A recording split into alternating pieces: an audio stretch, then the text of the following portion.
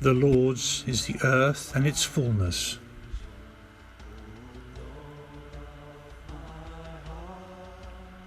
the world and all its peoples.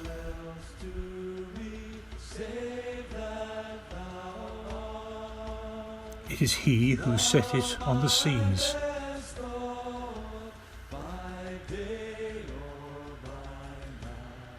On the waters He made it firm.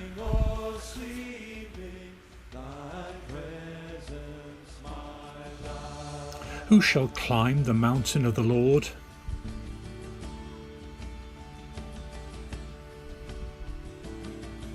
Who shall stand in His holy place?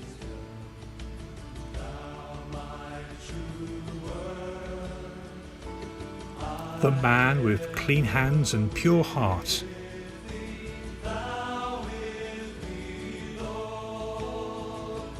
who desires not worthless things.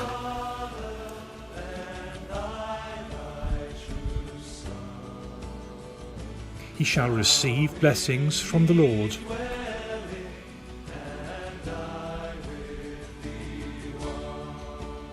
And reward from the God who saves him.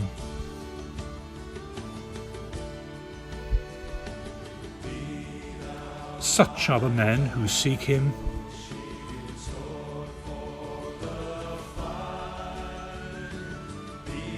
Seek the face of the God of Jacob.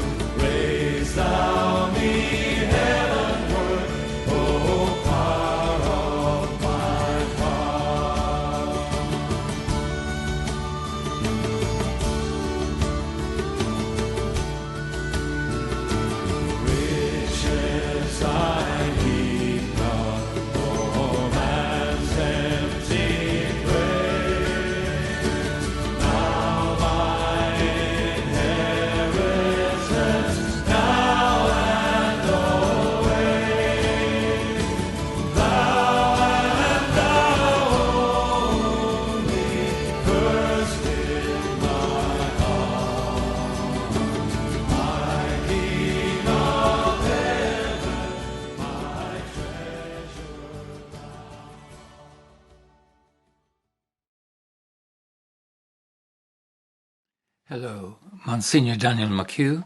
My reflection for the Solemnity of All Saints, the 1st of November, and the commemoration of All Souls, the 2nd of November. Everyone is invited to the feast. Often, stories of saints have been so far from real life that there is no way you could imagine them being an inspiration to people living today.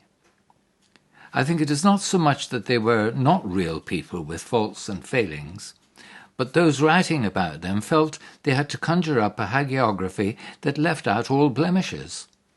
Happily, we have moved on, and it is encouraging for us all today to be able to think of those who lived lives of extraordinary sanctity as also people like us with human failings. I've been reading about the young Carlo Acutis, who was declared blessed just a few weeks ago in Assisi. He was clearly an extraordinary young man who played like any other youngster and loved his computer. His teacher speaks of his life. He died of leukemia at the age of 15, and how much he was part of school life and fun. At the same time, he had a wonderful faith in the Holy Eucharist, writing, "Standing before the Eucharistic Christ, we become holy," and enjoyed a tremendous inner life of prayer.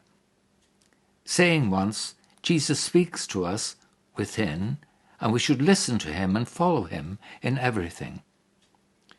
You can imagine his inspiring young people to think about their priorities in life, even to using computers to further knowledge of their faith. For those of us who are older, I would suggest there are a number of people who would inspire us on our journey of faith. One of the most outstanding for me is Pope Francis.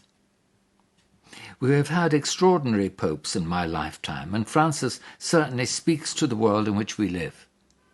The Gospel passage for All Saints is from St. Matthew chapter 5, the Beatitudes.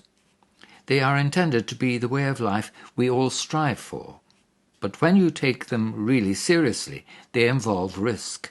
They really hit home and can result in criticism. There is something Francis has experienced in terms of his reaching out to migrants. And this past week or two, his comments on LGBT way of life. We shouldn't be surprised at what he says. After all, he's the one who called for the year of mercy. For Pope Francis, marriage is always between a man and a woman. He is against same-sex marriage, but he sees the reality and says those in stable unions, such as some gays, have a right to legal protections to ensure matters regarding inheritance, healthcare, and so on. Hence, he would advocate a law protecting civil living together, often referred to as civil union. But he would not see this as marriage. He also speaks of the right to a family, which is not about adoptions, but about the fact that sometimes young people living this way are disowned by their families, as was the case in Argentina. Does the Pope make mistakes? Well, I would say rather he takes risks, and that can get you into trouble. The Church is not about being afraid of taking risks because of how words or actions may be perceived in the media. The wonderful encyclical Fratelli Tutti is similarly pushing out the boat in the area of human fraternity, having its roots in the joint document agreed with the Grand Imam of Cairo's Al-Aqsa Institute in Egypt. We are all brothers and sisters, whatever our race or faith. That is the basis of a future together on this planet, a future of peace, a future all faiths should work for.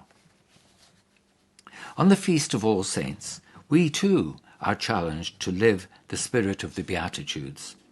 And as we commemorate all the faithful departed on the 2nd of November and share memories of our loved ones, it is nice to see the ways in which they strove to live them too. Like me pointing to mercy in the life of Pope Francis, I'm sure you will see one or other of the Beatitudes reflected in the lives of those you pray may enter the fullness of the kingdom of heaven. Everyone is invited to the feast, said Pope Francis the other Sunday, speaking of the King inviting everyone to the banquet for his son's wedding in the Gospel parable. One of the readings for All Souls' Day is taken from St. John's Gospel, chapter 11, verses 17 to 27, the raising of Lazarus, where Jesus says, "I am the resurrection. If anyone believes in me, even though he dies, he will live. And whoever lives and believes in me will never die." Words that reassure us as we remember our beloved departed.